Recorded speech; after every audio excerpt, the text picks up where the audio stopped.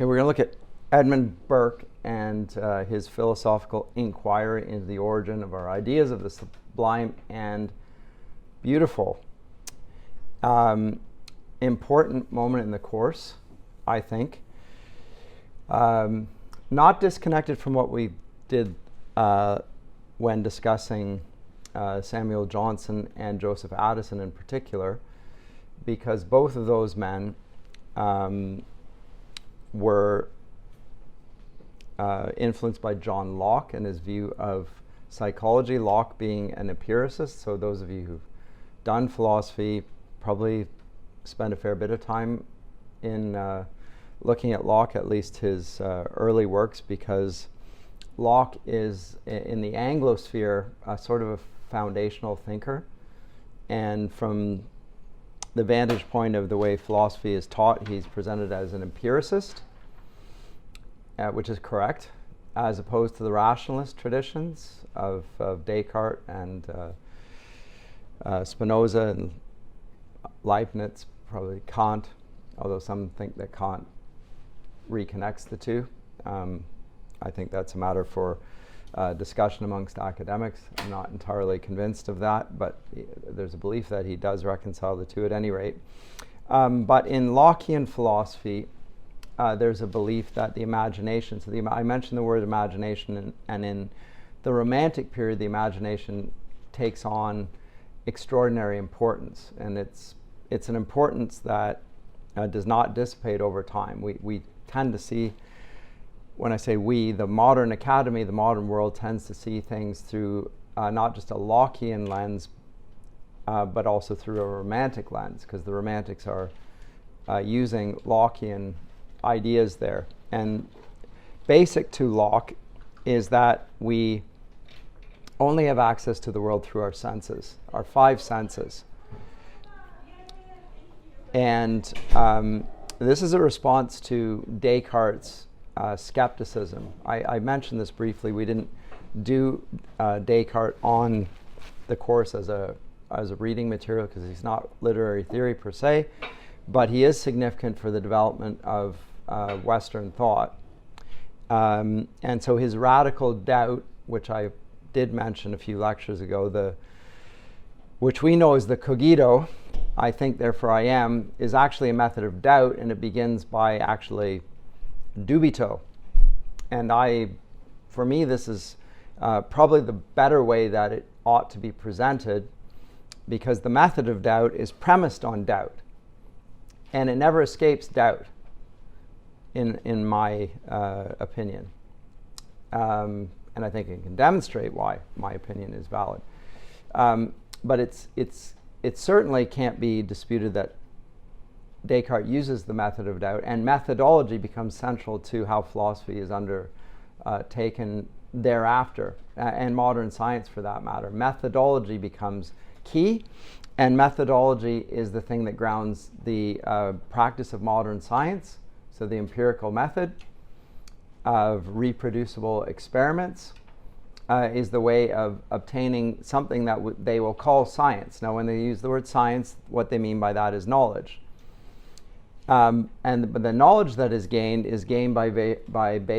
on the basis of this methodology of pursuing science, and it's there through observation with your five senses, particularly with the eye. And that will be the means of establishing science. But what it actually never does is obtain certainty. So Descartes' method of doubt disputes the wisdom of the ancients, the wisdom of the church, the wisdom of tradition, and even the wisdom of the worldview that Descartes had inherited and assumed to be valid, such as the idea that the sun rises and the sun sets, which his eyes have demonstrated to him, and the whole cosmology of the ancient world depended on a view of the world being static, as in the earth being static and everything else revolving around it, like the sun. The sun revolves around the earth. That's how it appears to our senses. But through the experimental method of Galileo, he could, through his telescope, demonstrate that it was not so. It was not the way we perceived it with our senses. But still, he was appealing to the senses, only the senses aided by technology now, the technology of the telescope. And we'll do the same thing with the microscope. We'll be able to enhance our sensory capacities to gain greater knowledge, but it's still an appeal to the senses as a means of gaining some sort of knowledge that we can't doubt. But it never adds up to a coherent worldview and certitude. It adds up to probability.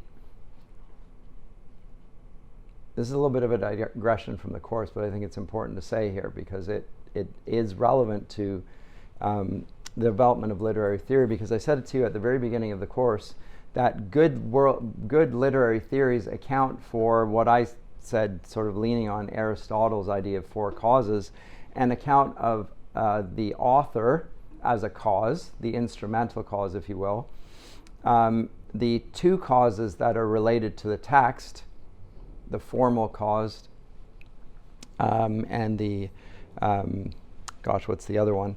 But related to the text, and then the fourth cause, which will relate to the reader. It will account for all four of those. That's what a good literary theory will be able to do.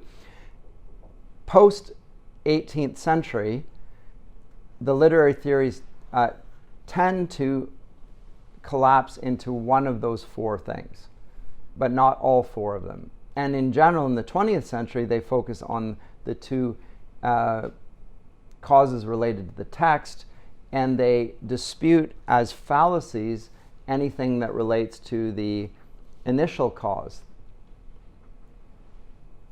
or the reader as a cause, the purpose of the text, or the audience. It will say that those appeals to either the intentions of the author, they'll call that the intentional fallacy, or the responses of the reader, they will call that the affective fallacy, the impression of the text on the reader as fallacies. They'll say these are fallacious. All we can do is look at the evidence of the text in front of us and then read the relations of the words on the page, and that's how we capture the author's intentions, just strictly there. But what we have here is lit theories that will arise because of the breaking up of the view of the imagination and the literary theories that preceded this, that we would have still seen in the Renaissance and the medieval period, which were in continuity with ancient literary theories and also with Christian literary theories. They all had a four-dimensional causality. But post-18th century, that breaks apart. And it breaks apart because of the methodology of doubt. And to me, it's something that can't be patched or fixed through little tweaks. The problem is the basic premise of doubt. And it's very much opposed because this is a radical postulation. Skepticism emerges in the 16th century and 17th century as a fashionable philosophy. There's no doubt about that. But this sort of skepticism is much more intense than that of the ancient world. And more importantly, the means of circumventing or solving the problem of doubt is through the senses, which no skeptic in the ancient world would ever have trusted. Never. That's exactly what the skeptics didn't trust. They didn't trust their eyes, and they didn't trust conventions and so forth. They were only willing to, they weren't willing to grant much, actually. The skeptics were skeptical of all human constructs of truth. But from this period on, there is a great deal of value placed on the science that is delivered through the scientific method and the instruments that help us enhance our sensory capacities, like the telescope, like the microscope, etc. And if you are sick these days and go to the hospital, they'll run tests on you to diagnose what the nature of the problem is, and they'll find some things, of course, because there are all sorts of scopes that will help you, but they will be seeing things that they can ascertain with their eyes. And that will then be the diagnosis for what has happened. And then they'll try and treat it materially as well, because again, material will treat material. But what they don't have is a holistic sense of what a human being is, what human nature is. They don't have a holistic sense of that. They're going to lean on Descartes' idea of the human being being a thinking substance with a body that is connected to that thinking substance somehow. Modern psychology still isn't sure whether the psyche is what would have been called the mind and is now called the brain. I think the dominant view of our day among psychologists, at least the researchers in psychology, is that it is, insofar as it is scientific, it will focus on the effect of the brain, therefore a material thing. And then they will go on to say that the way we deal with mental health issues is through pharmaceuticals. Right? And various, rather than dealing with behavioral issues or with mental states and treating it through that means, we'll do it through biochemical means, psychotropic medicine and so forth, because they have a certain view of ourselves, which is connected to the body or the material, because we're materialists, and also there's a lot of money to be made in selling pharmaceuticals. Pushing them as the problem, and most people who take these find that the solution creates its own problems and doesn't really solve the crisis there to begin with. But this is a little off topic. Locke's psychology is predicated on what he says is a tabula rasa. He says the mind's a tabula rasa. This is very much, it sounds a lot like Descartes, actually. Except now he's talking about how we learn. So when we're born, the mind is a blank slate, and it has impressions made on it through the senses. And those impressions start to inform our knowledge. And so in his essay on human understanding, he says, the only means that we have of experiencing the world and obtaining material for thinking or for the imagination is sensation. And I quote, "Simple ideas, the materials of our knowledge, are suggested and furnished to the mind only by those ways above mentioned, viz., sensation and reflection. When the understanding is once stored with these simple ideas, it has the power to repeat, compare, and unite them, even to an almost infinite variety, and so can make at pleasure new complex ideas." So the pleasure of learning comes from the unification of these sensory experiences. I go on. "But it is not in the power of the most exalted wit or enlarged understanding to invent or frame one new simple idea in the mind, not taken in by the ways before mentioned, nor can any force of the understanding destroys those that are there. How does it come about, be brought together in a unity? That's through the imagination." So Locke places huge emphasis on the imagination as a unifying faculty to come up with new ideas. And in the English philosophical tradition and in the poetic tradition, we're strongly pushed to exalt the imagination as this unifying faculty and this important faculty. And I could spend a whole lecture on Locke, but I don't want to do that today. But the imagination is significant for Locke in this sense. It is a unifying faculty, and it does, as it were, creative things. And then the different views of the imagination develop in the period. Addison is very important. If you read Joseph Addison, I mentioned him last time, you'll find a very much of a modern view of what the imagination does to sensory experiences and so forth. And he writes, if you wanted to look at it, something called The Pleasures of the Imagination.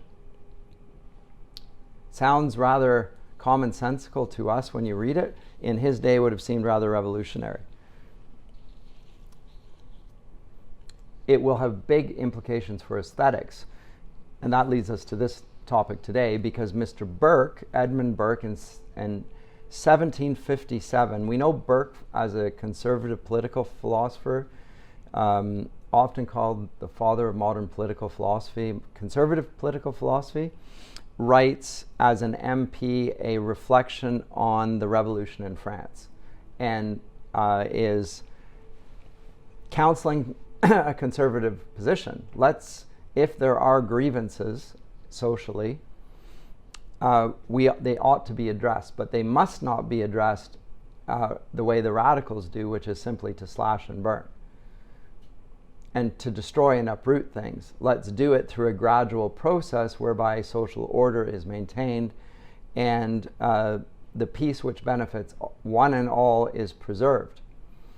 So Burke is known for that as a political philosopher, but when he's young, in 1757, he writes a treatise on this discipline that we now call aesthetics. And aesthetics at this time is a very new discipline, but a very important one. Why is it important? Precisely for the reason I just said. It is seen as the realm of the imagination, and the imagination unifies our sensory perception with other ideas. So the imagination starts in this stage of the development of literary theory to take on a good and almost wholly praiseworthy faculty. If you look back, and I'll talk about this next semester when I teach Shakespeare, there are different views of the imagination present there. Locke does mention them, it's not that they're unknown, but by and large, the 18th and the 19th century sees the imagination as the dominant faculty and one that we ought to trust. It repairs the dubito. It doesn't repair it wholly. It creates a new, progressive, positive world out of the ruins that our skeptical doubt have caused.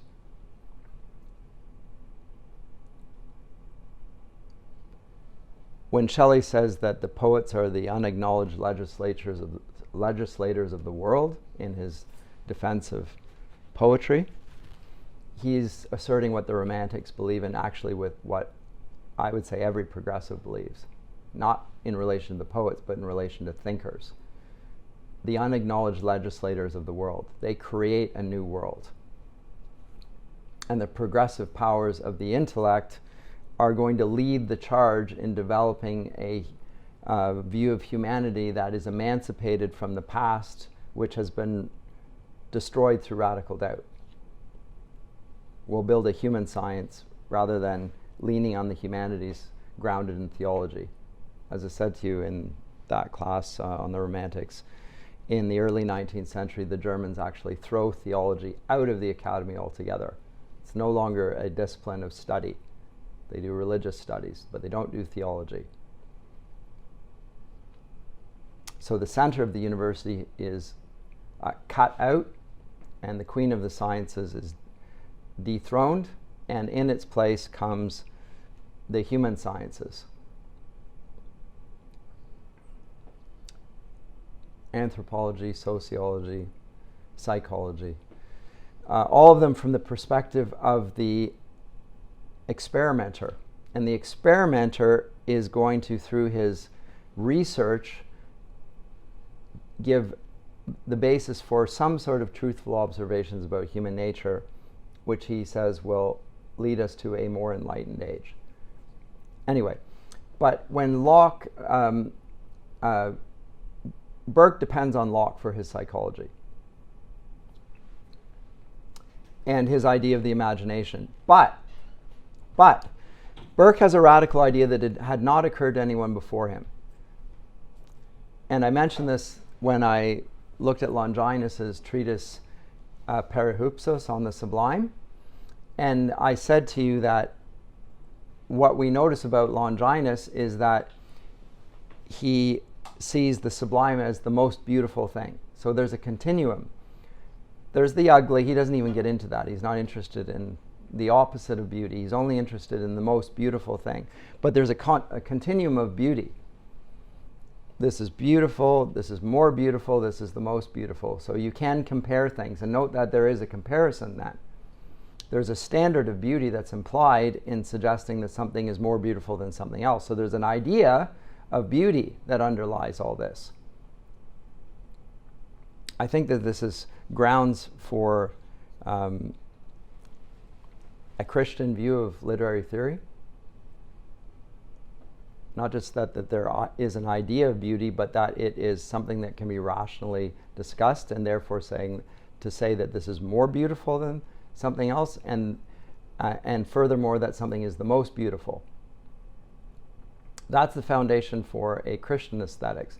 That's not where we're going to get here now.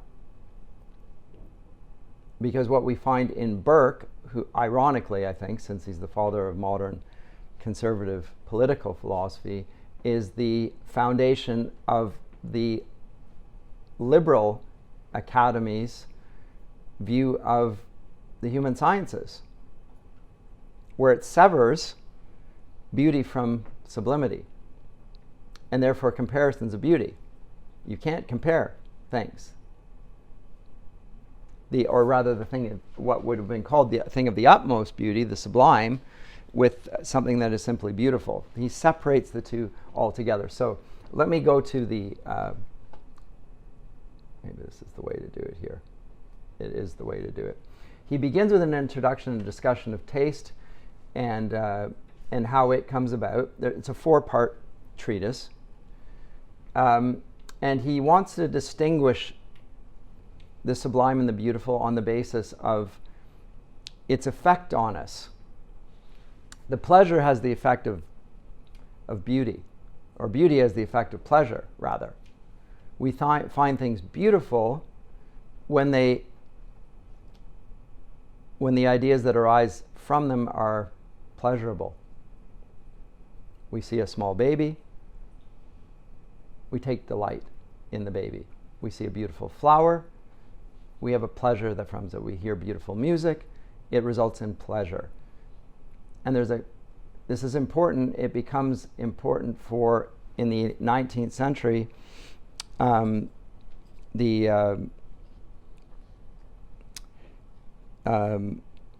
School of Philosophy, and I'm forgetting the guy's name now. There's a calculus of pain and pleasure rooted in this. What's his name now? Jeremy Bentham. Which will create a whole psychology based on this observation by Burke.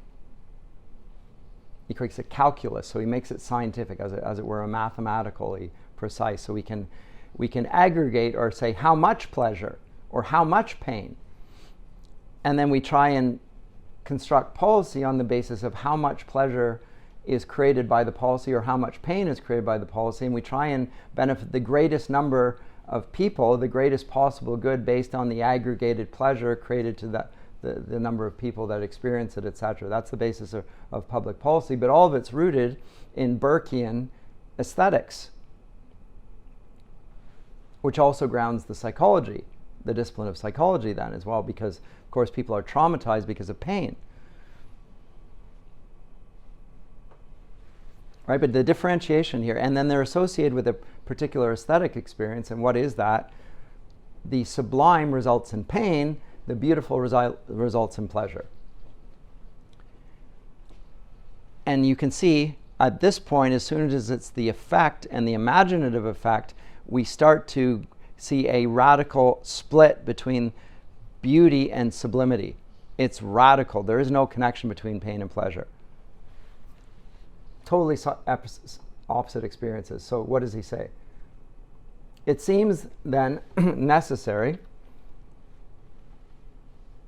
Have I skipped that too far?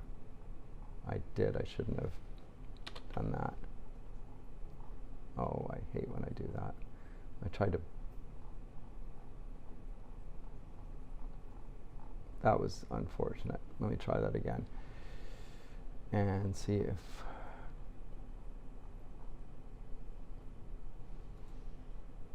It seems then necessary towards moving the passions of people advanced in life to any considerable degree that the objects designed for that purpose, besides their being in some measure new, should be capable of exciting pain or pleasure from other causes. Pain and pleasure are simple ideas incapable of definition. So when he says simple ideas, he's appealing to Locke's categories here. You can't define pain, you can't define pleasure. They are what they are. You can't appeal to something else. That's painful. And then they say, well, how do you describe the pain? And you know what they ask you? Is it 1 to 10? And like, what? Is it 1 to, anyway. They give a number to it, and a number not just is very painful. It's like, give me a 1 to 10 number. Okay, you know this. You've had pain and you've had doctors ask you that question. They're trying to appeal to numbers to ground as scientifically verifiable and therefore as scientifically secure your experience of this, because they'll put a number down and then a diagnosis on the basis of this. But they're incapable of definition. People are not liable to be mistaken in their feelings, but they are very frequently wrong in the names they give them.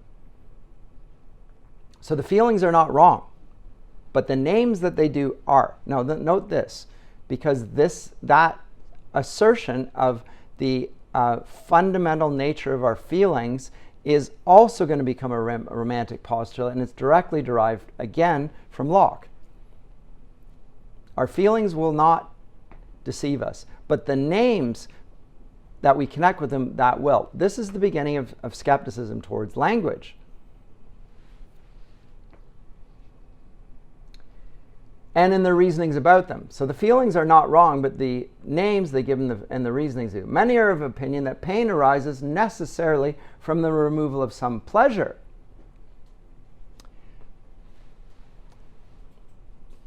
Who thinks that?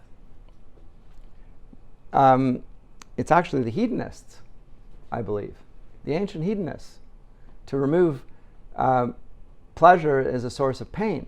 So the hedonism, properly speaking, historically, isn't the pursuit of pleasure, but the attempt to avoid pain. Stoic philosophy, which is connected to skepticism, is similarly an attempt to avoid pain. The hedonists just focus on pleasure. The skeptics, like Virgil and others, or rather Stoics, try and address the social environment so that we are not pained. That's why they work for political order, to avoid pain. They realize that pain isn't just a physical thing, but it can be a social thing. You're at great pain when the world around you is falling apart. So let's find a way of working for the public good and holding order together so that we avoid that pain.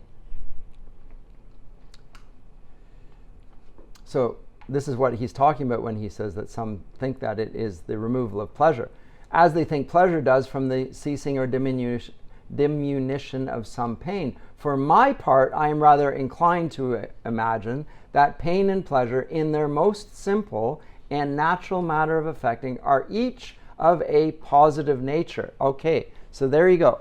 Pain is not the lack of pleasure, or pleasure the lack of pain. It's not the absence of the other. It's rather they're both a positive experience. And this is also crucial. They're two positive. They're simple ideas, but he's inclined to think that they're totally separate and they have their own distinctiveness. It's not the absence of one or the absence of the other. This is, again, a decisive move, because if we go back to Augustine, he'll talk about love and lust. And lust is actually the misapplication of love. So it is a deformed love. But that's not how Burke sees it. Everything's not to be understood in terms of love. It's to be understood in two different categories of things. So the Augustinian worldview, constructed in a ordo amoris, and with things as loves or disordered loves, is replaced with love and hate. And these are two distinct, positive, opposite impressions. But he grants them a legitimacy as simple things. We follow him in this. When I say we, our world right now follows this. We think that hate is a distinct thing and we can eradicate hate. That's what our politicians want to do. We have no room for hate.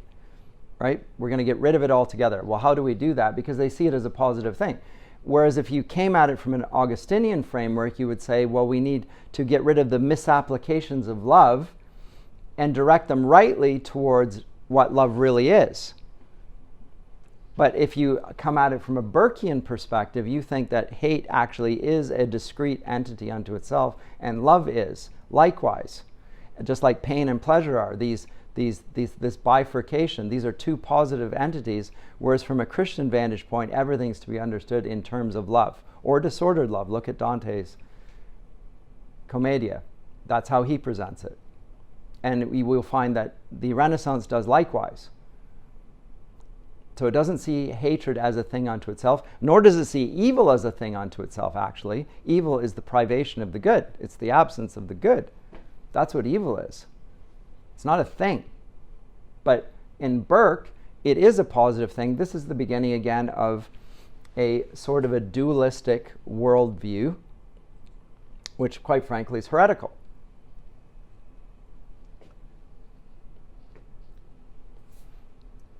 So he's inclined to think that they are each of a positive nature and by no means necessarily dependent on each other for their existence. That's his hypothesis. I think his hypothesis is completely wrong. Or it's certainly a significant departure from the tradition of the West as it develops. And it's even at odds with the classical world, for that matter. But certainly with the Christian world. But on he goes. But it is in keeping with Locke, but it's a development of this. Now, the human mind is often, and I think it is for the most part, in a state neither of pain nor pleasure, which I call a state of indifference. When I'm carried from this state into a state of actual pleasure, it does not appear necessary that I should pass through the medium of any sort of pain.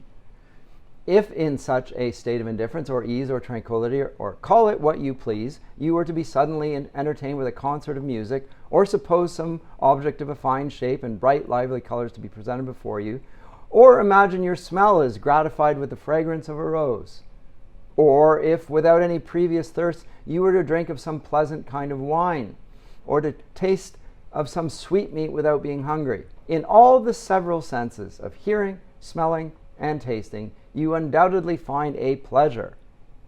Yet, if I inquire into the state of your mind previous to these gratifications, you will hardly tell me that they found you in any kind of pain. He says this as a demonstration that pain and pleasure are discrete entities and simple things. I think it's nothing of the sort. I think it's a fallacious argument. But this is what he's trying to demonstrate this. Now, okay, so what is the difference between the removal of pain and positive pleasure? I'm going to skip over that.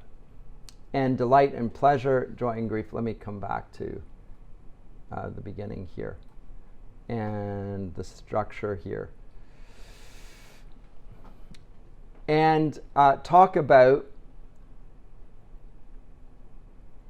the passions which belong to self-preservation and then to the sublime. Because first of all, and it's key, he does it right away. Pain and pleasure he establishes as simple positive responses. There's nothing beautiful in pain. There is something beautiful in pleasure.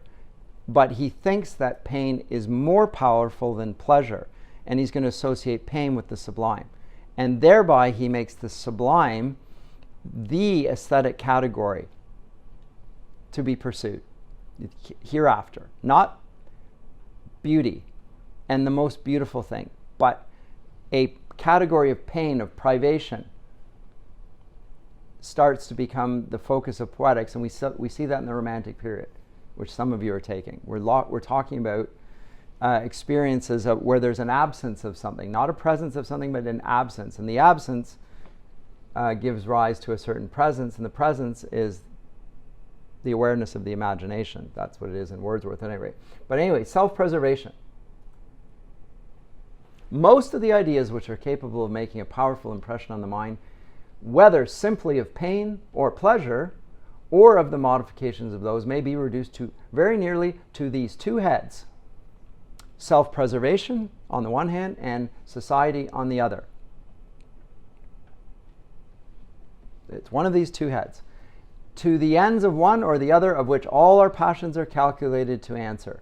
The passions which concern self-preservation turn mostly on pain or danger. The ideas of pain, sickness, and death fill the mind with strong emotions of horror. But life and health, though they be put us in a capacity of being affected with pleasure, make no such impression by the simple enjoyment. The passions, therefore, which are conversant about the preservation of the individual, turn chiefly on pain and danger, and they are the most powerful of all the passions. So if you want to be a sublime poet, if you want to be the great, like Longinus speaks of the purple passages where the great poets move us, then you will write about things that are related to pain and danger.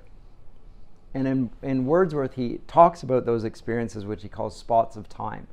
In his prelude, he talks about the spots of time, which are periods in his childhood when he experienced something terrifying, and it changed him. He also talks about the beautiful, but far more influential in his development of himself is his awareness of something painful or extraordinarily dangerous. He's terrified. And there's something about what Locke here, or Burke says, which sounds correct, because most of us remember terrifying experiences very vividly. Don't forget them. They don't go away. They can be traumatic. They cause a wound, an impression on you that is very hard to eradicate. But it's pain and danger. Now, I will also expand on this right here. So there's two things, preservation and society. Now, society is going to be connected with the beautiful and with love. Self-preservation is going to be connected with the sublime and with fear.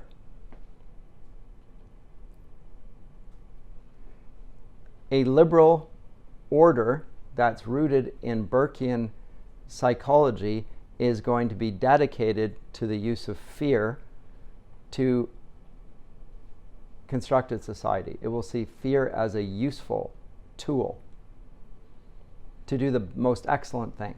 It'll be committed to horror. But of the sublime, let's look at his definition here. This is important. Did I lose it? Of course I did. But I want it bigger.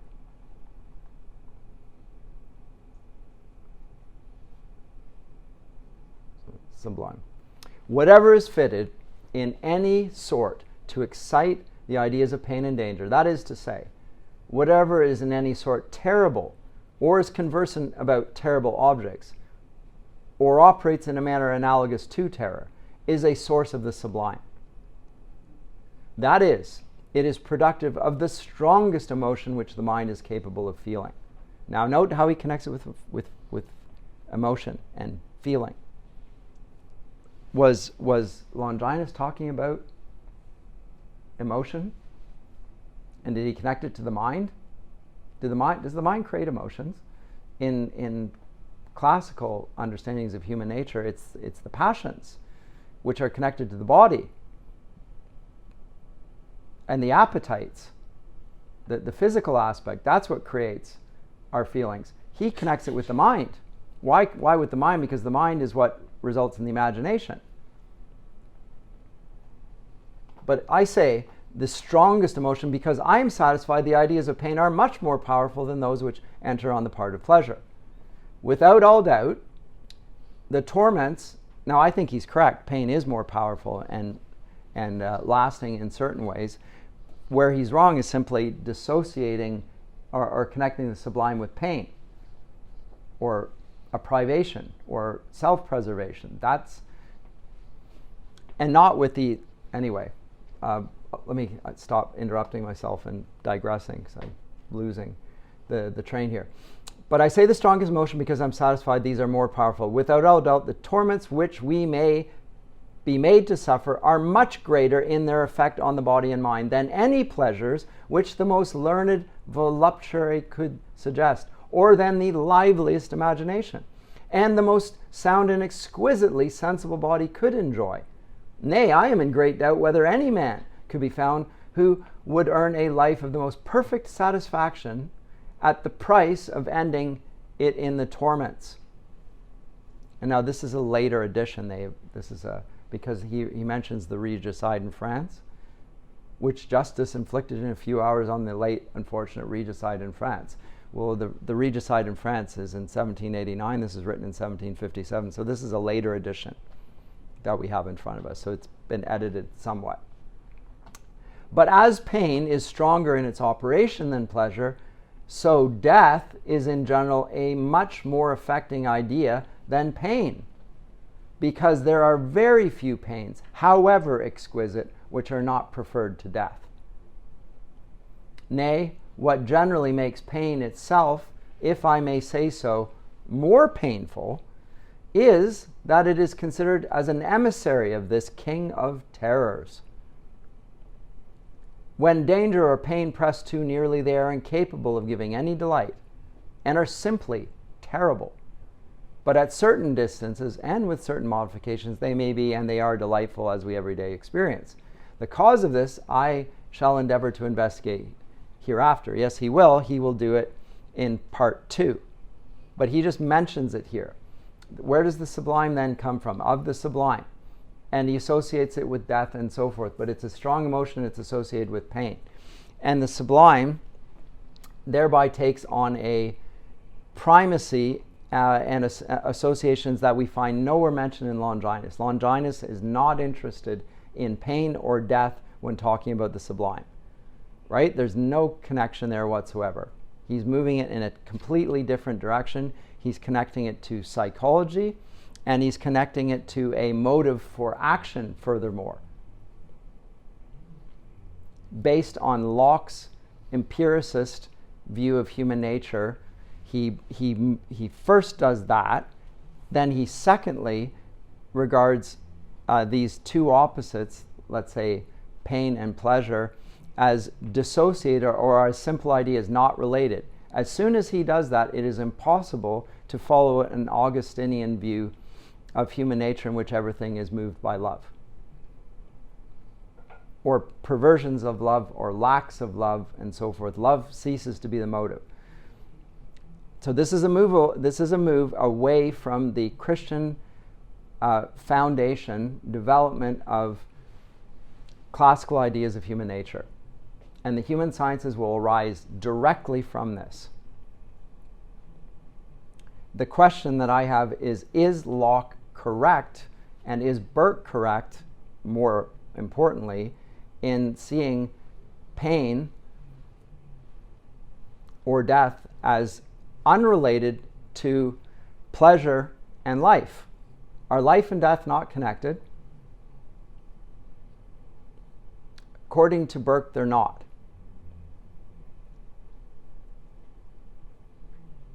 Are pain and pleasure not connected? According to Burke, they're not. And then he comes up with a utilitarian function for them, as we say, which the pain and pleasure calculus and Bentham's utilitarianism, which we default to in politics now to this day. Let's try and maximize the greatest possible pleasure, the greatest possible good, and the greatest number of people, whatever. But he mentioned the different types of, back here, the passions that are related to self-preservation as being the most powerful, related to the sublime. How about those that are connected to society, which are those related to beauty? Because he's just spoke about the one head. The most powerful, the most influential are the sublime, which are experienced as terror and very painful. Let's talk about the other. The other head in which I class our passions is that of society, which may be divided into two sorts.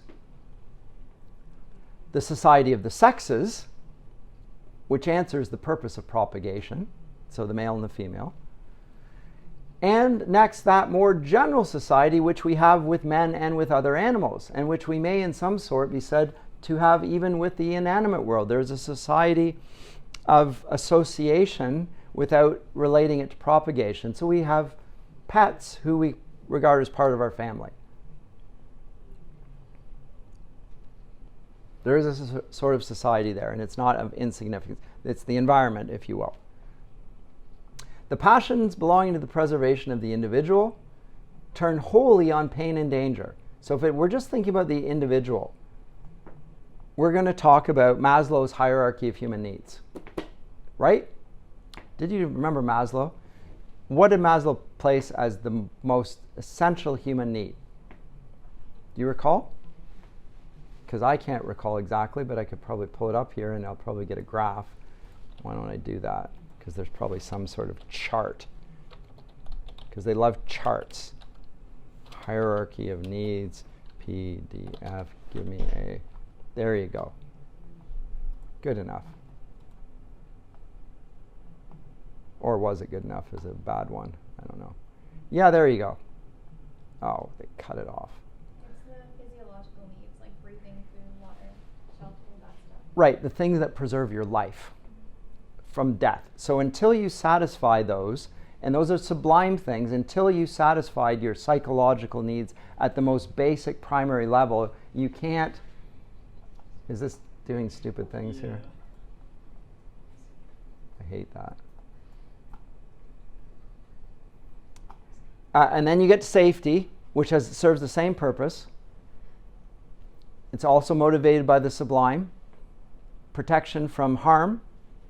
Then, only then, we can move to the higher needs, which are related to the beautiful. But the primal ones, the most basic ones, the ones that motivate people are those that are at the bottom. They're the foundation. And then, only then, do we get to love and belonging as a lesser aim and end. So again, Maslow now then takes Burkean psychology, Burkean aesthetics actually, and applies it to the field of psychology and predicates his whole hierarchy and understanding of human nature based on the sublime and the beautiful. You see, just like we did the utilitarian Bentham with the calculation, the pain and pleasure calculus, exact same thing. So it begins in aesthetics, and then it becomes applied into politics, ethics, social policy, etc., etc. Only then to esteem, and then finally to self-actualization, what Jordan Peterson promotes. The highest, what the greatest possible good is to actualize yourself, be yourself, self-author yourself. You can only do that when you've dealt with all these, the boogeyman in the basement that are related to the sublime and the terrors and threats to your life. Once you've done that, then you can actualize yourself based on hope, which is a beautiful thing, and we should be moved by beauty rather than... He doesn't actually talk about the sublimity, but he does talk about how it's a real thing and an experience, but he does it in the terms of a psychologist, assuming the rectitude of Burke's aesthetics, which I think is open to question, and certainly the tradition of lit theory, as we've looked at it thus far, does not accept Burke's views. And we do. And should we? And my submission to you is that we should not. We should not accept it. So there you go. That's better. You can see the whole thing there. Food, water, sleep. Right, otherwise you die. Safety, yes, otherwise you die. Okay, once we've got rid of otherwise you die, then we move on to these sorts of things. Okay? And society will be related to that. So the foundation is rooted in that, and then we get built up further up the pyramid. Now, those belonging to the preservation of the individual turn wholly on pain and danger, the bottom of Maslow's pyramid there. Those which belong to generation have their origin in gratifications and pleasures, talking about sex. The pleasure most directly belonging to this purpose is of a lively character, rapturous and violent, and confessedly the highest pleasure of sense. Yet the absence of this so great an enjoyment scarce amounts to an uneasiness, and except at particular times, I do not think it affects at all. When men describe in what manner they are affected by pain and danger, they do not dwell on the pleasure of health and the comfort of security, and then lament the loss of those satisfaction. The whole turns out upon the actual pains and horrors which they endure. They don't say, oh, the good that I was deprived of. They talk about the positive experience of this. It's so vivid to them. Very important. He's correct.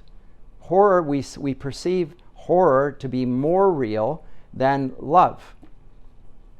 Whether it is more real is a question for philosophical and theological discussion. The whole of Christian thought is in the opposite direction to Burke's conclusion here. But it is, in terms of experience, if experience, sensory experience is the basis for truth, then Burke is right. But Burke's only right if we are effectively materialists.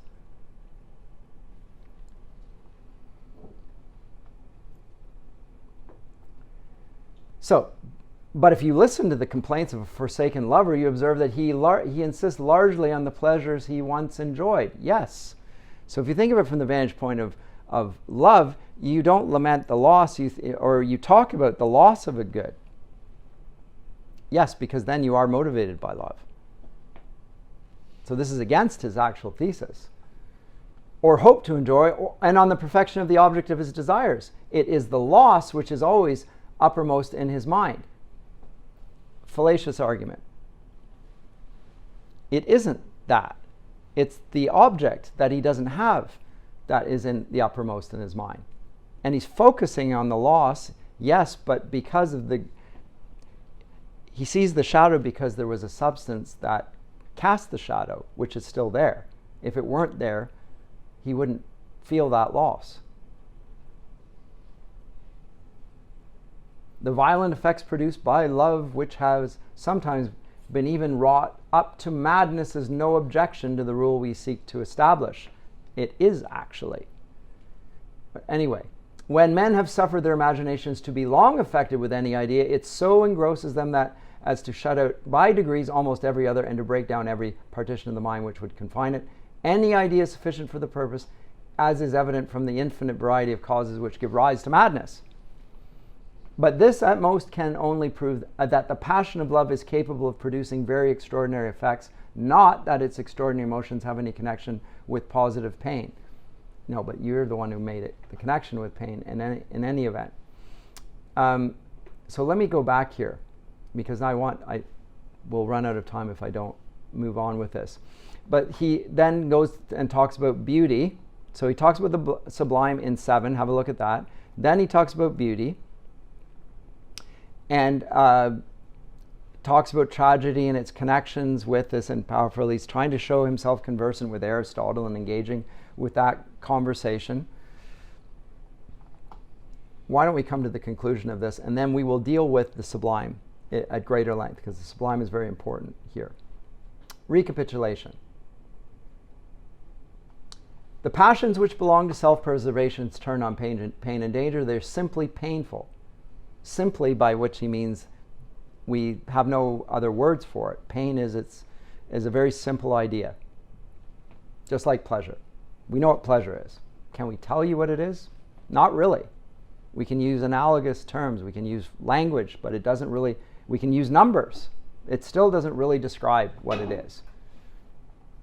But anyway, they are simply painful when their causes immediately affect us. They are delightful when we have an idea of pain and danger without being actually in such circumstances. So it's actually delightful to watch a horror movie or meditate on something that might destroy our lives, and yet we're preserved from that. That might be delightful. This is why we actually like horror. Some people go for horror experiences. They experience a delight in it because they're not actually that threatened by it. But it has to be very real to experience it fully. But he says, this delight I have not called pleasure because it turns on pain. So he says, why does he say it does? Because again, he is associating even ideas of pain and pleasure with sensory experiences. He's totally committed to a materialist view of human nature. But from the materialist view of human nature, we can't even get the idea of goodness, truth, beauty, or justice. We can't get there.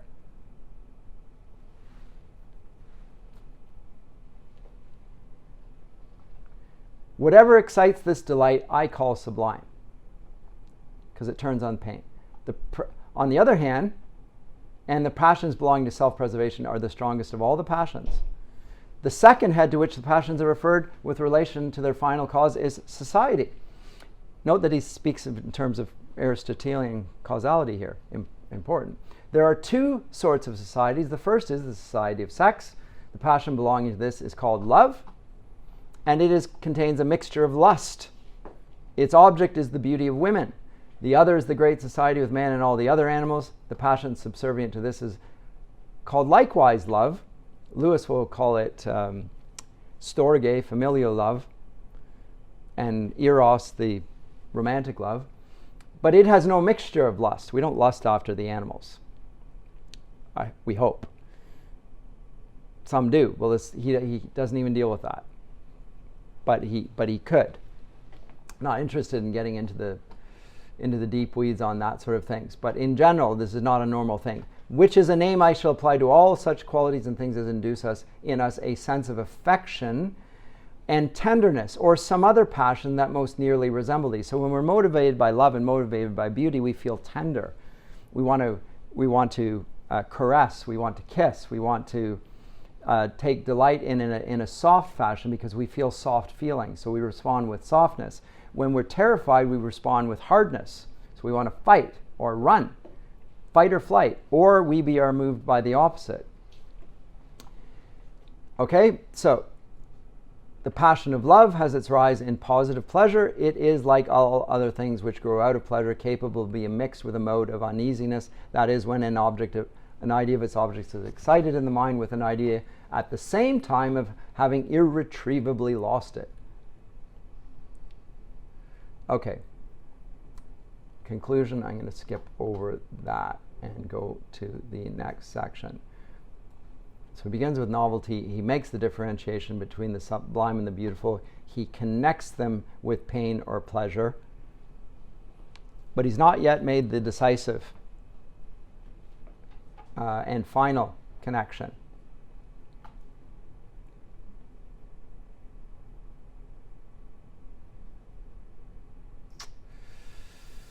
I'll go to this and then I'll skip to 138. The passion caused by the great and sublime in nature, when those causes operate most powerfully, is astonishment. What is astonishment? When you are struck like a stone. That's what to be astonied. It sometimes even says this in older English. You're paralyzed by fear. You won't move. Astonishment is that state of the soul in which all its motions are suspended with some degree of horror. In this case, the mind is so entirely filled with its object that it cannot entertain any other, nor by consequence reason on that object which employs it. To reason is to regard it as an object and you as the master of the object. Here the object overpowers you. You only see what you fear. You start hyperventilating. You can't think of anything else. You lose self-control. You're overpowered. You freeze like a deer in the headlights.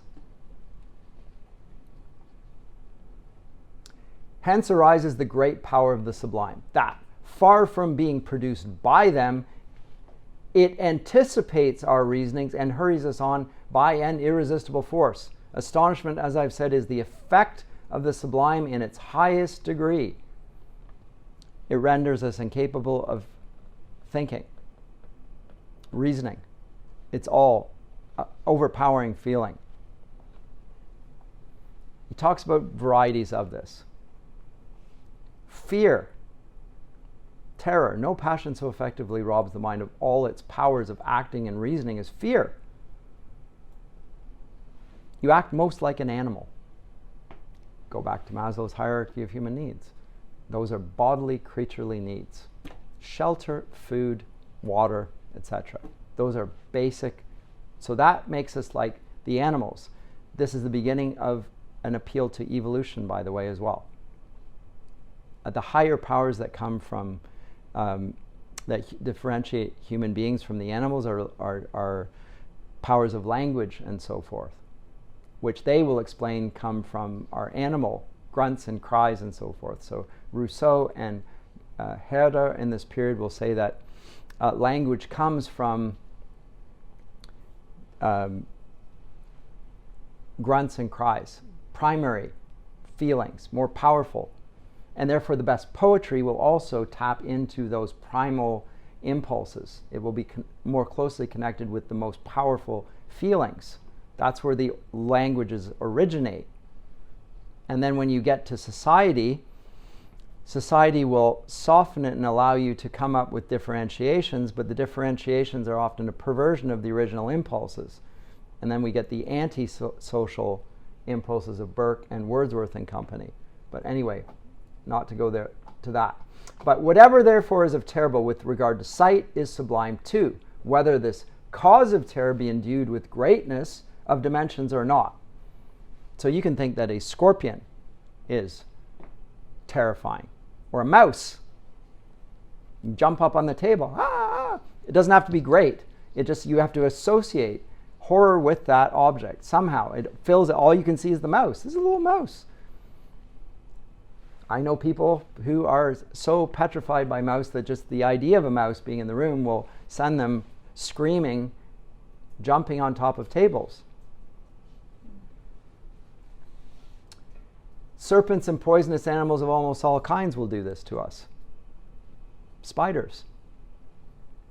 And to things of great dimensions, if we annex an adventitious idea of terror, they become without comparison greater. So not just a shark like Jaws, but megalodon. Huge super shark. Why is that more terrifying? I have no idea. It swallows you in one bite as opposed to biting you in half like Jaws does and sort of The more terrifying thing is when Jaws is underneath the water and you just hear the ominous music and you don't see the fin. And so you know what's there, but you can't see it. But you know, and you're terrified by that. As soon as it pops up, then you see that it's a terrible plastic shark that doesn't look very realistic. And then it becomes sort of a pastiche of horror, but they're doing their best at that. Same with horror movies. When you're in the dark and you can hear the breathing and the panicked breathing of usually a young woman running around and coming up to a corner, you know what's around the corner, then you feel terror. As soon as you get around the corner, you see it's some guy in a hockey mask. It's not as terrifying, or if it's a stupid clown like Chucky, it's like, really? Okay. Because somehow the toy drags you under his bed as well. I don't know how they get that power either, but never mind. And it becomes ridiculous, and you laugh, and so there's a sort of a delight in the whole thing. But you experience the terror, and then you to some degree are laughing at what comes out of that. Well, that's how horror movies work. So a level plane, and it's the delight in the fact that actually you're not going to be killed. And this is also ridiculous, and you're aware of the ridiculous nature of the whole thing, and you're able to master your own fears in the process to some degree. And you feel pleasure at that experience. So if it's bigger, then it's even more sublime. So never mind a little spider or a mouse or a serpent. If it's a grand monster like a dragon, much more so. And he will get into even the roots in Greek and Latin connected to this. Another source of the sublime is obscurity. If you can't quite see it, it's in a haze or in a fog.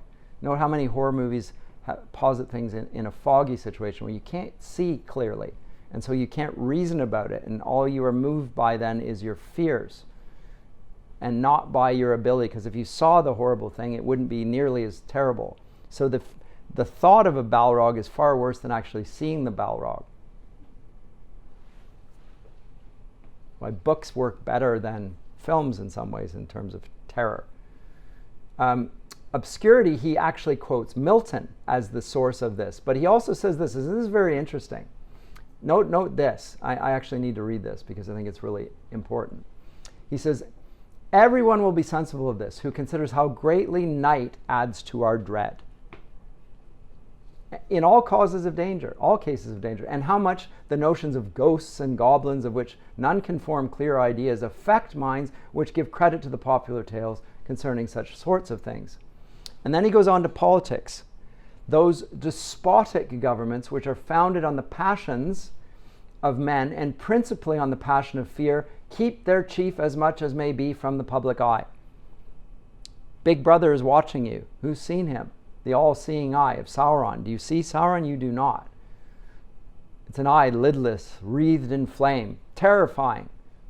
We don't actually see the form of the thing, but we imagine it. But because we don't see it, we just sense the power, but we can't overcome that dread from it. So the idea of being in a surveillance state where somebody is going to find out what you did will keep people servile and in fear. Just like we experienced in the pandemic. Somebody is going to know there's a surveillance camera. You're not wearing your mask. You're not 6 feet distanced. Oh no. And a virus, which you can't see, is going to make you curl up and wither, just like in the horror scenarios you watch on TV and so forth, where people are dying terribly and painfully. And it's not just some sort of variety of the flu, which is what COVID is. It's the flu virus of sorts, right? Anyway, but he says that fear then is important there. And so is obscurity. It's an obscure, you can't rationalize about it. You can't discuss it. You just simply are moved by it. And he says the policy has been the same in many cases of religion. Almost all the heathen temples are dark. True. Even in the barbarous temples of the Americans at this day, they keep their idol in a dark part of the hut. Lewis plays on this actually in Till We Have Faces. Even for this purpose too, the Druids performed all their ceremonies in the bosom of the darkest woods and in the shade of the oldest and most spreading oaks. And they have the summer and the winter solstices. They worship during these times of where darkness rules. No person seems better to have understood the secret of heightening or of setting terrible things, if I may use the expression, in their strongest light by the force of a judicious obscurity than Milton. Note that he says it's a judicious obscurity. His description of death in the second book is admirably studied. It is astonishing with what a gloomy pomp, with what a significant and expressive uncertainty of strokes and coloring he has finished the portrait of the King of Terrors. A reference to death. Right, line 666 of Book 2 of Paradise Lost. The other shape, and he doesn't want to give it to a shape, because a shape is something you can see. The other shape, if shape it might be called, that shape had none distinguishable in member, joint, or limb. Or substance might be called, that shadow seemed. For each seemed either black he stood as night, fierce as 10 furies, terrible as hell, and shook a deadly dart. What seemed his head the likeness of a kingly crown had on. In this description all is dark, uncertain, confused, terrible, and sublime to the last degree. But note that Milton appeals to the contradiction of sight. It seems like this, it seems like that, but how do we describe death, the thing that terrifies us? Burke talked about that earlier, right? How death is the most affecting source of the sublime. Well, here we meet death, and we can't see him. He's the absence of something you can see. Tolkien uses this in his portrait of evil in The Lord of the Rings. It's the privation of something you can see, the privation of the good, ultimately. But again, for Tolkien, just like Dante and just like Milton, he's totally resting on an Augustinian theology of presence and of love. And the absence of that, or the privation of that, is what is associated with pain and death. But it's all connected to love and being. And Burke is moving away from that with his associationist psychology and leading the human sciences, the modern university, in that same direction, which no longer understands the primacy of love or the primacy of being, and rather associates it with the primacy of the imagination, the strongest representative of which is this feeling of the sublime. It's the foundation, as I say, of Maslow's hierarchy of means, etc. So I think that's important. Where is the, oh no, that's just tight. This is the problem with doing this back and forth like this. Oh my goodness. Is it all the way back at the beginning, or, oh no. Okay, so there it is. Contents. So privation is another. So, power. I said that's where I wanted to go. Okay, this is the key, another key step. Not only the sublime, not only pain, but power. Power becomes a key differentiator between the two experiences. Besides those things which directly suggest the idea of danger, and those which produce a similar effect from a mechanical cause, I know of nothing sublime which is not some modification of power. Key. Michel Foucault will say that knowledge is power. He means it in a Burkean sense.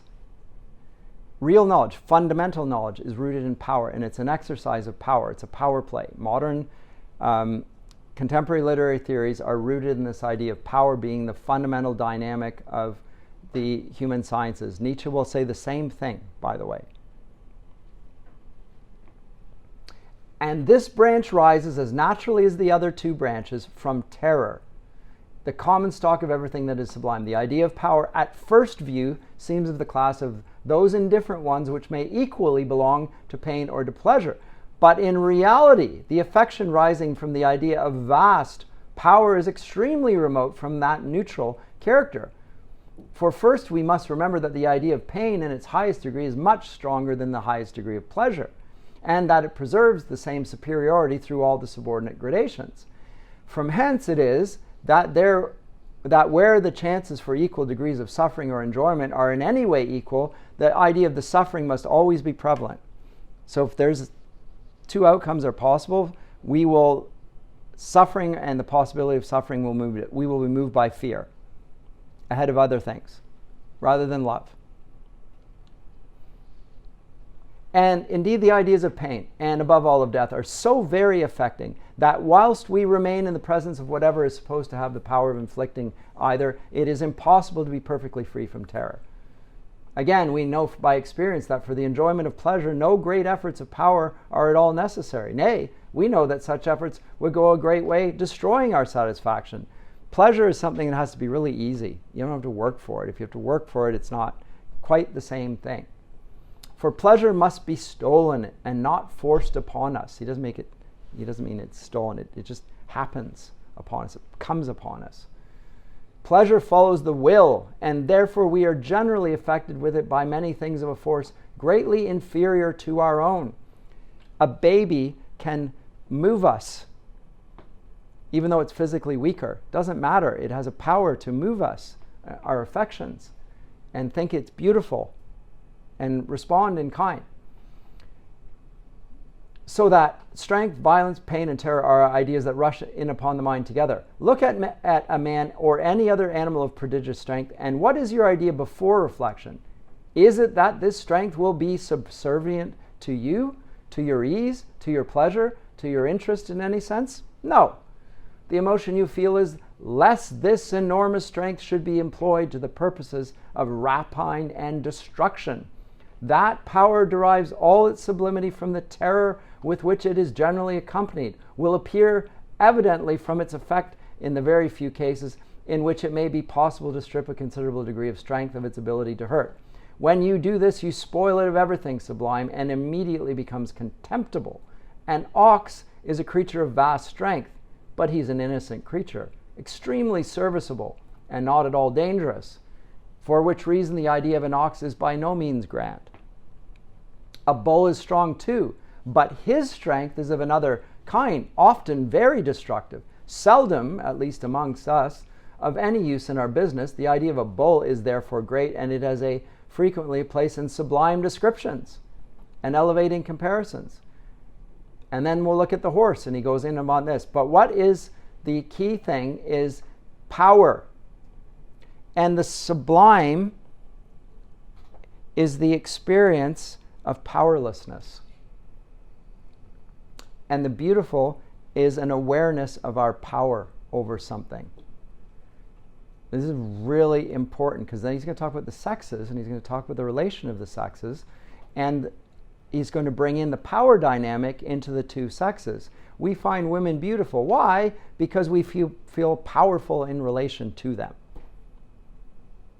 What does that have to do with the higher ideas, well, it's nothing. It's a primal thing. It's rooted in our sense of power. And the sexes, then the relations of the sexes will be predicated on this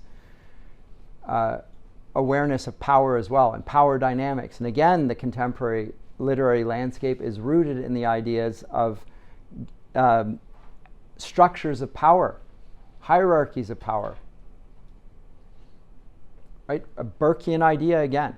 And who is powerless? Women, children, outsiders, etc. How do we address that socially to maximize social good? Well, we subvert the hierarchy. Put the powerful in the position of being powerless and empower the powerless. And that will somehow result in a better society.